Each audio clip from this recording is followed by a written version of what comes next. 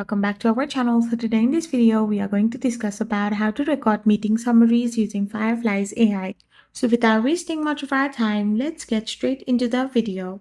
So if you want to record meeting summaries with Fireflies AI, all you gotta do is simply go and log into your Fireflies AI. Once you have logged in into your Fireflies, you need to join the meeting as bot. Once you have joined the meeting as bot, it can automatically record your meeting. So as you are a bot, it can also transcribe and summarize the call or upload a pre-recorded audio video file to the platform for processing. After the meeting, you can access the generated summary and other notes in your Fireflies dashboard and even customize its format or download it for sharing. So in this way, if you go and join the meeting as a bot, you can simply record the meeting summaries using your Fireflies AI. I hope you found this video helpful. So don't forget to hit that subscribe button and do give us a thumbs up. We will be back again with more informative videos. Thank you for watching and stay tuned for our next video. We will be back again really soon.